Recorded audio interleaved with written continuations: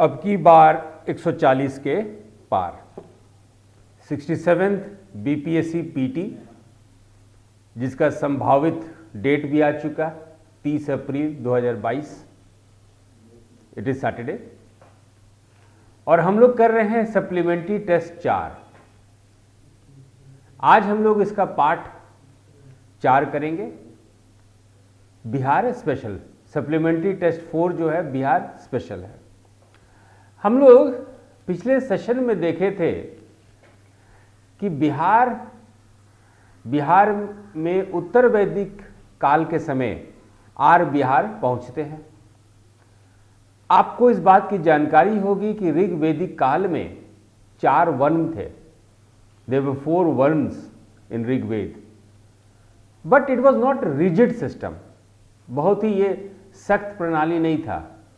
क्षत्रिय ब्राह्मण का काम कर सकते थे, यानी जन्म के आधार पे नहीं, अपने कर्म के आधार पे अब क्षत्रिय होते या वैश्य होते या शूद्र होते।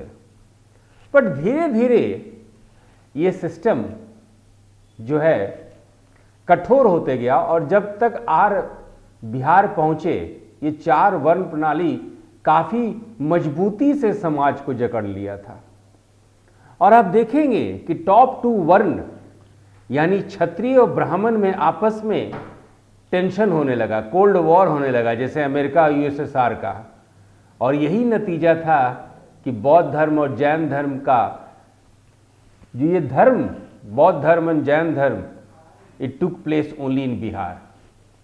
तो देखिए आज हम लोग सप्लीमेंट्री टेस्ट 4 में पहला जो 10-15 क्वेश्चन है उसको हम लोग देखेंगे कि किस तरह से बिहार में क्षत्रिय और ब्राह्मण में एक द्वंद्व युद्ध जैसा चालू हो गया था। चलिए इसके साथ ही सप्लीमेंट्री टेस्ट 4 पार्ट 4 करेंगे हम लोग। नीचे से नीचे दिखाई दे रहा है, नीचे वाला ठीक है। तो आपका जो, चलिए क्वेश्चन हम लोग देखते हैं। Which test prescribes that Brahman, Kshatriya and Vaishya are to perform sacrifices in the spring, the summer and the autumn respectively। कौन सा साहित्य बताता है कि ब्राह्मण, क्षत्रिय और वैश्य क्रमशः वसंत, ग्रीष्म और शरद ऋतु में यज्ञ करेंगे? कहने का मतलब क्या है, ये क्वेश्चन से क्या समझ में आ रहा है? क्वेश्चन में ये है कि उत्तर वैदिक काल में, लेटर वैदिक एज में, खास करके बिहार में, कि ये वर्ण प्रथा जो है बहुत स्ट्रिक्ट हो गया था, बहुत रिजिड हो गया था। मतलब कि भाई आप इस समय पूजा करेंगे, आप इस समय पूजा करेंगे, और इसी के आधार पे यज्ञ का समय हर एक वर्ण के लिए अलग अलग निर्धारित कर दिया गया था। सो क्वेश्चन 26 यही बताता है कि ब्राह्मण को यज्ञ करना है स्प्रिंग में, वसंत ऋतु में।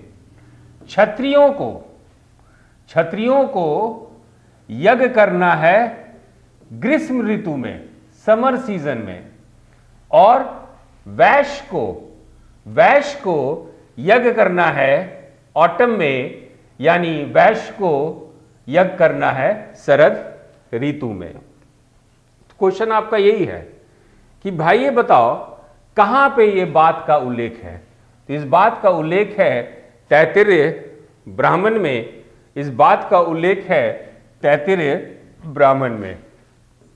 तो 26 का सही ऑप्शन है सी। 26 का सही ऑप्शन है सी। चलिए क्वेश्चन नंबर 27, क्वेश्चन नंबर 27।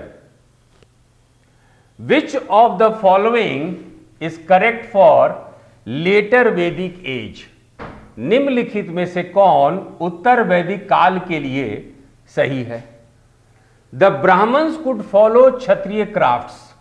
ब्राह्मण क्षत्रिय शिल्प का अनुसरण कर सकते हैं, यानी जो काम क्षत्रिय कर रहे हैं वो ब्राह्मण कर सकते हैं। उत्तर वैदिक काल में क्या ये बात थी? एकदम ये सही था। है ना। देखेंगे कि बहुत सारा आपको ऋग्वेद में उदाहरण मिलेगा कि क्षत्रिय वर्ण के लोग एक टीचर के रूप में, एक शिक्षक के रूप में उभरे। लेकिन अब उत्तर वैदिक काल में, लेटर वैदिक एज में, the Kshatriyas lost their earlier function of teacher. क्षत्रिय शिक्षक नहीं बन सकते थे उत्तर वैदिक काल में। यह भी सही है। तो 27 का सही ऑप्शन है। Both 1 and 2 are correct. दोनों 1 और 2 सही है। तो 27 का सही ऑप्शन है सी। 27 का सही ऑप्शन है सी। अगला क्वेश्चन। अब उत्तर वैदिक काल में, लेटर वैदिक एज में, अब देखिएगा बहुत सारा साहित्य, बहुत सारा रिलीजियस सीक्रेट लिटरेचर आने लगा। कहीं आप देखेंगे कि ब्राह्मणों को श्रेष्ठ माना गया, किसी लिटरेचर में देखेंगे कि क्षत्रियों को दे वर कंसिडर्ड एज सुपीरियर। यानी कि लेटर वैदिक एज में ये तनाव, ये टेंशन चालू हो गया था। और इसीलिए बिहार की भूमि ही जन्मदाता बनी बौद्ध धर्म और जैन धर्म, इसके अलावा भी और भी 26 अदर रिलीजियस सेक्ट है। तो उसी की तरफ हम लोग पहुंच रहे हैं। अब देखिए क्वेश्चन नंबर 27, माफ कीजिएगा, question number 28। Question number 28,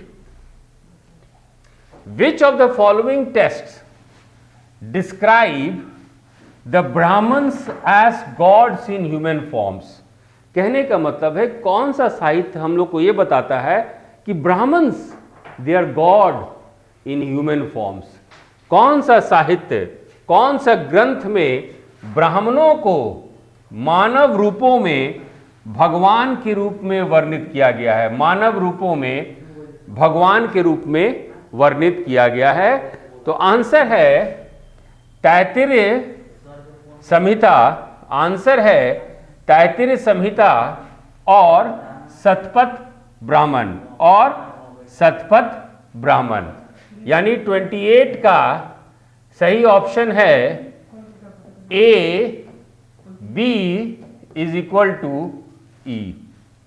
A B is equal to E. अब देखिए तैत्तिरीय ब्राह्मण में it is said that Brahmans are god in human forms.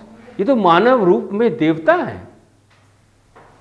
तो यहां पे देख रहे हैं ब्राह्मण को सुपीरियर, ब्राह्मण को श्रेष्ठ माना गया है। अगला क्वेश्चन देखिएगा, क्षत्रिय के बारे में पूछा जाएगा। चलिए अगला क्वेश्चन देखते हैं। विच टेक्स्ट shows that ब्राह्मण कैनॉट बिकम अ किंग। कौन सा साहित्य बताता है कि ब्राह्मण राजा नहीं बन सकते। देखिए तनाव, सामाजिक तनाव आ रहा है ग्रंथों में।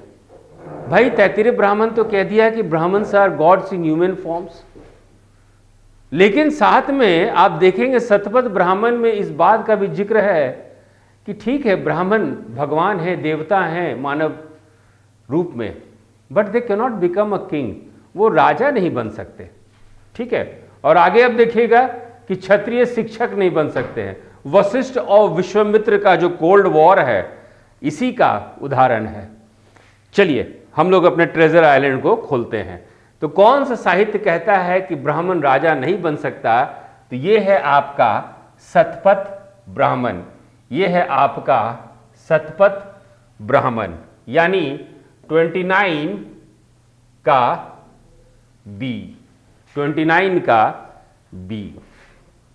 चलिए अगला क्वेश्चन, क्वेश्चन नंबर 30। हम लोग उत्तर वैदिक काल में, लेटर वैदिक एज में सोशल कंडीशंस देख रहे हैं, सोशल बिलीफ्स देख रहे हैं, खास करके बिहार के संदर्भ में, बिहार के कॉन्टेक्स्ट में।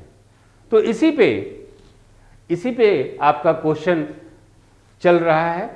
और क्वेश्चन नंबर जो आपका 30 है, which of the following text of later Vedic times mentions about slaves.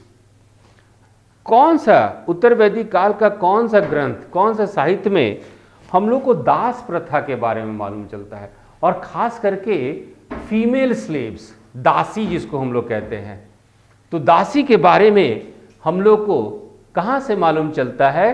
तो let's look at question number 30. Which of the following text of later Vedic times mentions about slaves? निम्नलिखित में से किस ग्रंथ में दासों के बारे में उल्लेख है? तो एक है आपका तैत्तिरीय संहिता और दूसरा है ऐतरेय ब्राह्मण. सही आंसर है तैत्तिरीय संहिता और ऐतरेय ब्राह्मण. क्वेश्चन नंबर 30 में खास करके दास का उल्लेख तो है ही, सबसे ज़्यादा जो कंसंट्रेशन है, सबसे ज़्यादा जो फोकस है वो दासियों पे है, फीमेल स्लेव्स पे है.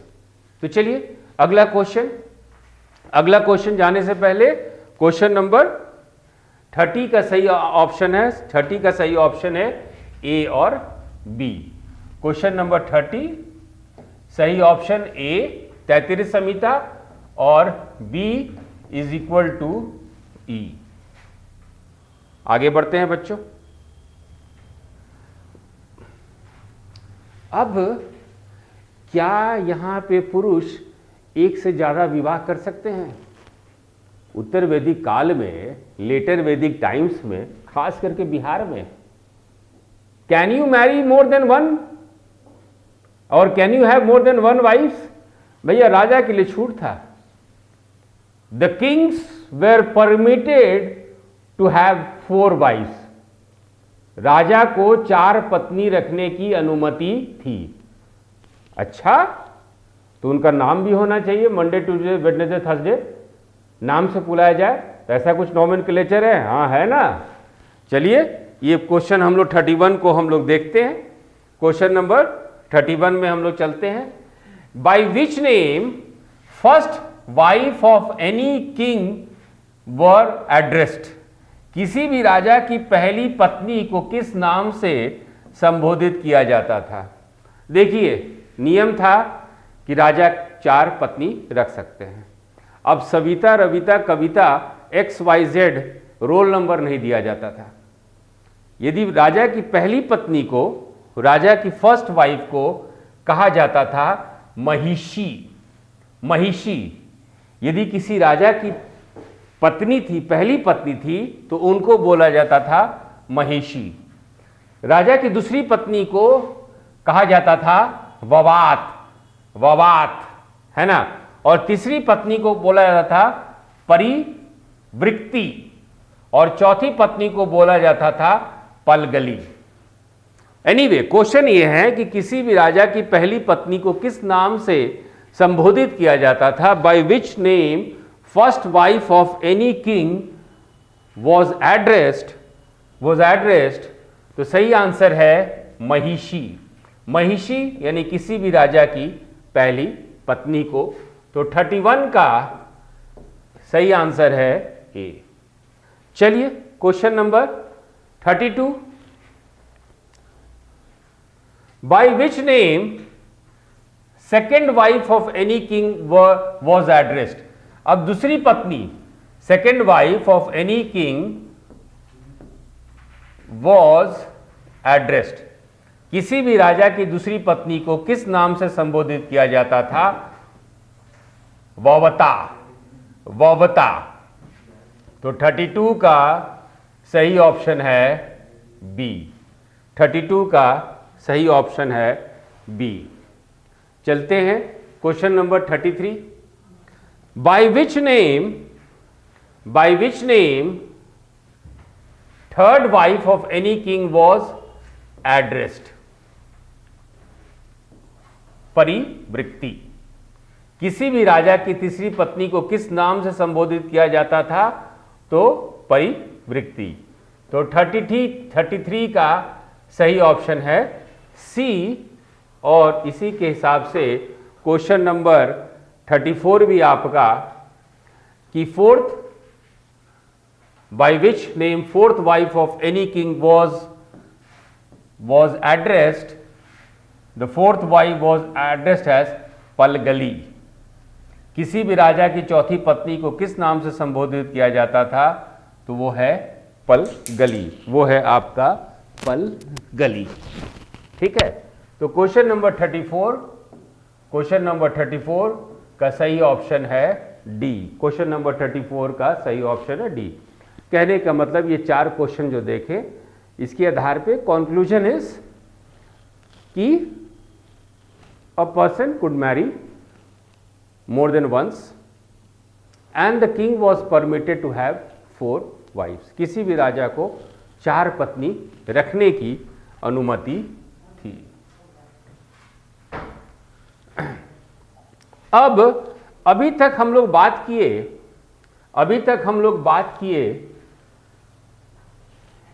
क्या means husband can have more then 1 wife.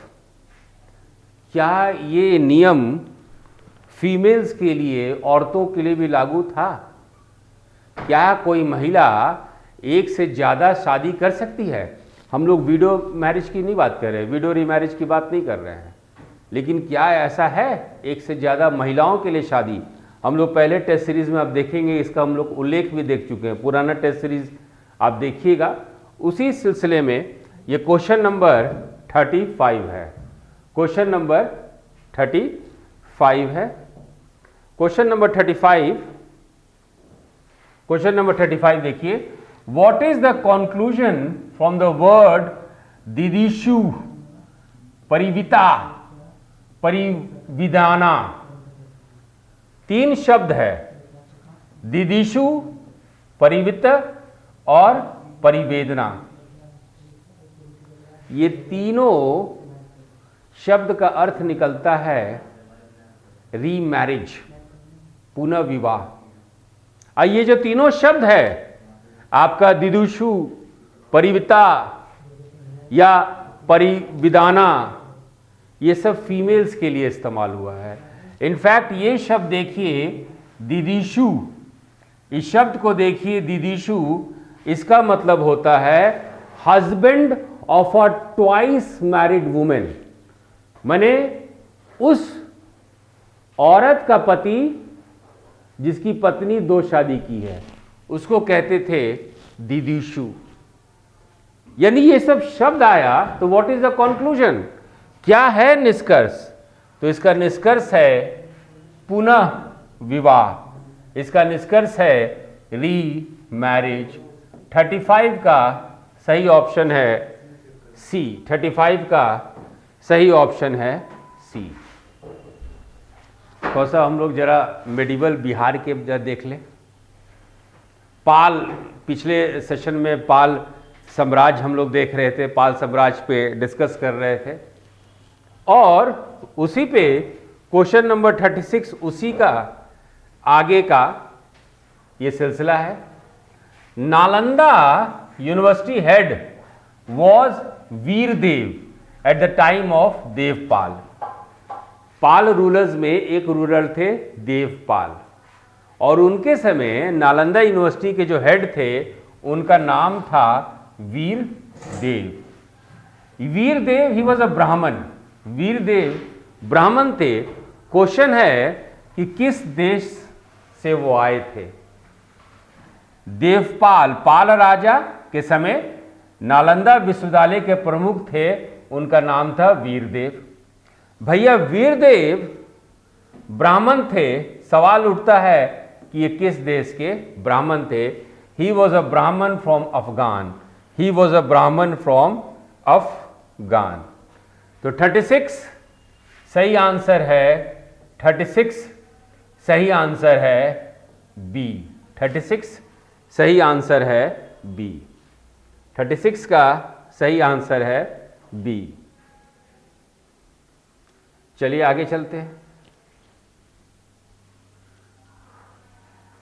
इसमें हिंदी मीडियम के बच्चों जरा अपने क्वेश्चन में जरा चेंज कर दीजिएगा, क्वेश्चन चेंज कीजिएगा। 37 during whose reign Rashtrakuta and Pala became friends. अब देखते राष्ट्रकूट और पाल में जो है हमेशा युद्ध ही होता था, लेकिन एक समय में दोनों में दोस्ती हो गई थी। तो किस राजा के समय ये दोस्ती हुई थी? क्वेश्चन 7 यही है। किसके शासनकाल के दौरान राष्ट्रकूट और प्रतिहार नहीं होना चाहिए, ये होना चाहिए पाल। राष्ट्रकूट और पाल दोस्त बन गए थे। तो Narayan Pal, he was a ruler of Pala dynasty. Narayan Pal एक शासक थे पाल वंश के। उनके बेटे का नाम था राज्यपाल। हिज, नारायण पाल के बच्चे का नाम था Rajpal. He was known as Rajpal. Rajpal was Narayan Pal's son. इनकी शादी राष्ट्रकूट रूलर तुंगा की बेटी से हुई। इनकी शादी तुंग, राष्ट्रकूट के शासक थे, उनकी बिटिया के साथ हुई। तो क्वेश्चन ये है कि during whose time Rashtrakuta and Pala became friends.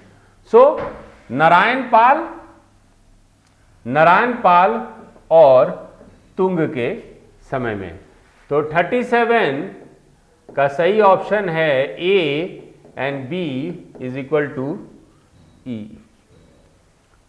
चलिए अगला क्वेश्चन हम लोग देखते हैं 38। बोधिसत्व के कॉन्सेप्ट से है ये क्वेश्चन, है बोधिसत्व के कॉन्सेप्ट से कि which bodhisattva embodies the compassion of all Buddhas. मैंने बुद्ध की जो भी क्वालिटी थी, गुण था, वो किस बोधिसत्व में ये चीज था, है ना। कौन सा बोधिसत्व सभी बुद्धों की करुणा का प्रतीक है। Which bodhisattva embodies the compassion of all Buddhas. सही आंसर है अविलोकितेश्वर।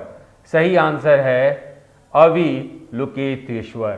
तो 38 का सही ऑप्शन है ए। 38 का सही ऑप्शन है 38 का सही ऑप्शन है ए। ये हैं आपके Avalokiteshvara. Let's come to question number 39। Question number 39 हम लोग देखते हैं। Which other associated deity is also found in the idol of Vasudev?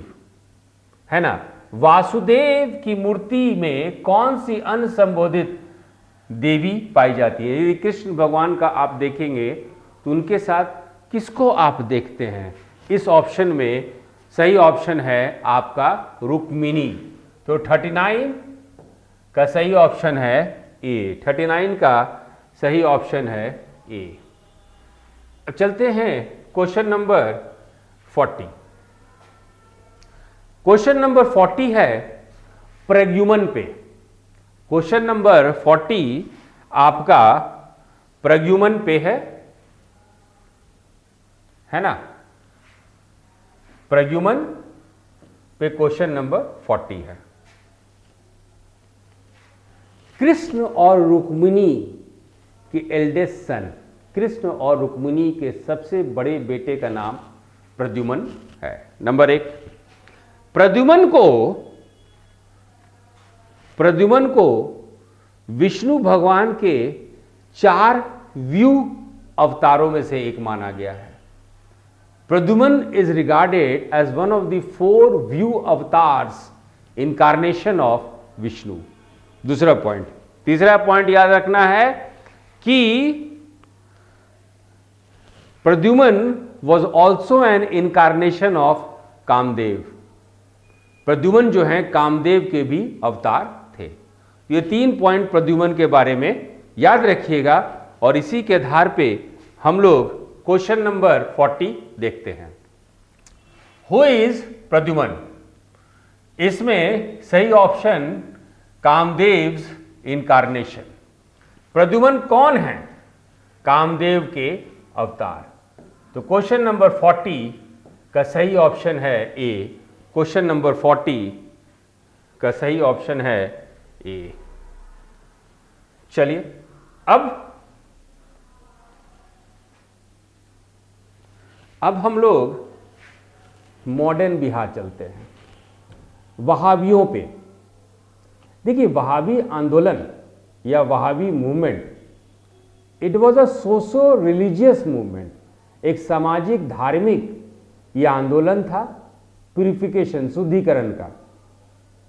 लेकिन अंग्रेज के कारण, because of British, the nature change to socio political, माने अंग्रेजों के कारण इसकी प्रकृति बदल गई सामाजिक राजनीतिक। और वहाबी आंदोलन बिहार के लिए, पटना के लिए इट्स वेरी इंपॉर्टेंट। क्यों इंपॉर्टेंट भाई? क्योंकि Patna was the centre of Wahhabi movement for 46 years. और जब 1857 का रिवोल्ट हुआ था, उस समय पटना वहाबी का सेंटर था, वेरी इंपॉर्टेंट सेंटर। तो हम लोग बिहार स्पेशल में जरा वहाबी आंदोलन के बारे में देखते हैं और बिहार से संदर्भित कि वहाबी आंदोलन में बिहार का क्या योगदान है। तो क्वेश्चन नंबर 41 हम लोग चलते हैं। Who among the following was main disciple of Syed Ahmad? निम्नलिखित में से कौन सैयद अहमद का मुख्य शिष्य था? पटना के ही, वो अपने छात्र जीवन से ही पटना के ही थे। जो मुख्य शिष्य थे वो थे विलायत अली, वो थे विलायत अली।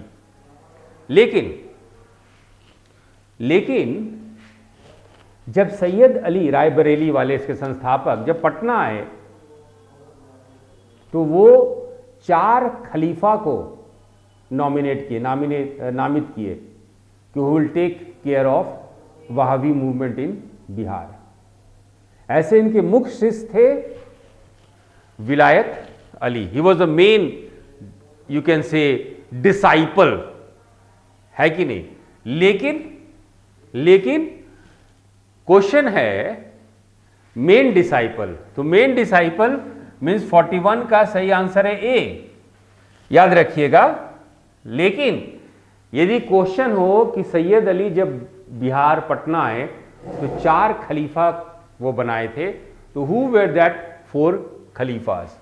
फर्स्ट विलायत अली, पहले थे विलायत अली, दूसरे थे इनायत अली, तीसरे थे आपके शाह मोहम्मद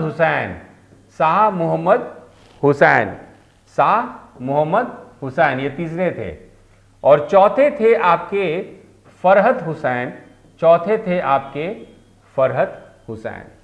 तो 41 का ऐसे सही आंसर तो ए है। लेकिन if we talk about khalifas of Wahabi, है ना, यदि वहाबियों का खलीफा बिहार में, तो ये 4 नाम याद रखिएगा। This is important. चलिए, let's come to question number 42। Question number 42, Wahabi आंदोलन में एक इनका पत्रिका भी निकलता था, इसी पे क्वेश्चन है। Who was the editor of सीरत अल मुस्तकीम? सीरत ए मुस्तकीम के संपादक कौन थे? देखिए, इनके संपादक बने थे सैयद अहमद के परमिशन से। Means Syed Ahmad gave the permission, कोखे both of you are going to be the editor of Sirat e मुस्तकीम। सीरत ए मुस्तकीम के आप संपादक बनेंगे। सैयद अहमद इसको बजावते अनुमति दिए थे। क्वेश्चन है कौन थे वो? कौन थे? तो पहले थे मौलवी मोहम्मद इस्माइल और दूसरे मौलवी हई। पहले थे मौलवी मोहम्मद इस्माइल और मौलवी हई, मतलब इसके 2 संपादक थे। दे वर 2 एडिटर्स ऑफ सीरत अल मुस्तकीम, जो कि वहाबी आंदोलन से ये जुड़ा हुआ है। तो 42 का सही ऑप्शन है ए और बी। 42 का सही ऑप्शन है A and B. Question number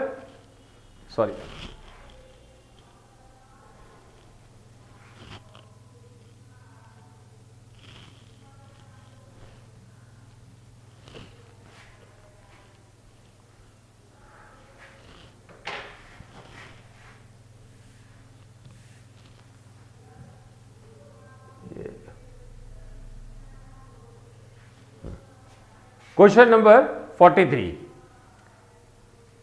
Who among the following preached Wahhabi principles in Afghanistan? निम्नलिखित में से कौन सैयद अहमद का, नहीं क्वेश्चन है, क्वेश्चन को हिंदी मीडियम में ये कहिए कि निम्नलिखित में से कौन सैयद अहमद के कहने पर अफगानिस्तान में प्रचार किए थे। ये हिंदी मीडियम के बच्चों अपने क्वेश्चन में करेक्शन कर लीजिए। निम्नलिखित में से कौन सैयद अहमद के कहने पे अफगानिस्तान में प्रचार किए थे? Who among the following preached Wahhabi principles in Afghanistan? देखिए Syed Ahmad gave the permission और सैयद अहमद के कहने पे ही बिहार के विलायत अली अफगानिस्तान गए वहाबी सिद्धांत का प्रचार करने के लिए। To promote and propagate the principles of Wahhabi movement, Vilayat Ali from Bihar, Patna, he went to Afghanistan to preach the principles of Wahhabi movement. So 43 का सही ऑप्शन है ए। 43 का सही ऑप्शन है ए। वहाबी आंदोलन में बहुत सारा पत्रिका, लिटरेचर, साहित्य निकला। इसी पे क्वेश्चन नंबर आपका 43 है। क्वेश्चन ये है कि which among the following were Wahhabi literature? निम्नलिखित में से कौन वहाबी साहित्य हैं? देखिए द इंडियन मुसलमान, ये जो लिखा गया है इंडियन मुसलमान, ये जो लिखा गया है हंटर, तो ये आंसर हो ही नहीं सकता। तो कौन कौन वहाबियों का लिटरेचर है? तो एक है रिसाला ए हिजरत, याद रखिएगा, रिसाला ए जिहाद एंड सीरत अल मुस्तकीम, ये 3 है। ठीक है, कौन कौन है भैया? रिसाला ए हिजरत, रिसाला ए जिहाद और सीरत अल मुस्तकीम। तो 44 का सही ऑप्शन है A, B, C is equal to E.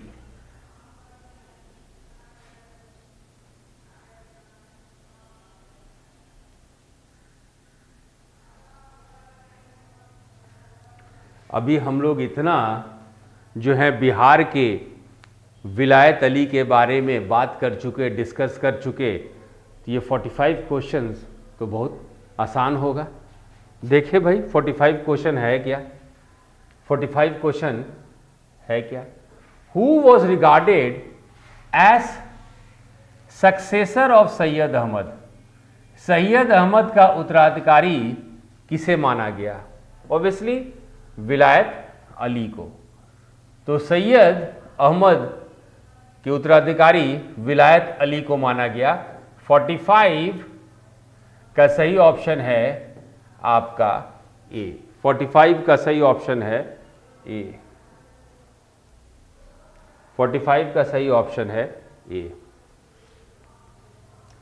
अब मेन टॉपिक, जो बिहार में 1857 का रिवोल्ट हुआ था, बिहार में 1857 का जो विद्रोह हुआ था, उस समय वहाबी के कौन नेता थे? This question number 46। Question number 46, who was the head of Wahabis during 1857 revolt in Bihar? Bihar में 1857 के विद्रोह के दौरान वहाबियों का प्रमुख कौन था? वो थे मौलवी मकसूद अली। मौलवी मकसूद अली, यानी 46 का सही ऑप्शन है ए। 46 का सही ऑप्शन है ए। ठीक है, चलिए 47। देखिए, बिहार में हम लोग जो टेस्ट सीरीज के अकॉर्डिंग हम लोग चल रहे हैं, वो बिहार में प्रारंभिक क्रांतिकारी आंदोलन, मीन्स आधुनिक भारतीय इतिहास में, है ना, और आधुनिक भारतीय इतिहास के तहत हम लोग आधुनिक बिहार का इतिहास देख रहे हैं, और बिहार स्पेशल ये टेस्ट भी है, तो हम लोग वहाबी की बात की है। सवाल ये उठता है कि rise of nationalism was there in India also and in Bihar also, right? तो बिहार में कौन कौन लोग प्रमुख थे, वो हम लोग हर एक टेस्ट में हम लोग क्रमबद्ध तरीके से चल ही रहे हैं। क्वेश्चन नंबर 47 ये है कि देखिए, बिहार में आज this very important research institute, KP Jaiswal research institute, कहिए कि बिहार का आधिकारिक इतिहास, खास करके मॉडर्न बिहार हिस्ट्री, यही केपी जायसवाल रिसर्च इंस्टीट्यूट का ही योगदान है। इट वॉज एस्टैब्लिश्ड इन 1950 और बिहार सरकार के पहल से। तो केपी जायसवाल रिसर्च इंस्टीट्यूट जो है, केपी जायसवाल के नाम पे ये था। अब केपी जायसवाल, अंग्रेज में इनका पोस्ट ग्रेजुएशन का पढ़ाई हुआ था, और 1909-10 में ये इंग्लैंड से पढ़ के जो है ये आए बंगाल।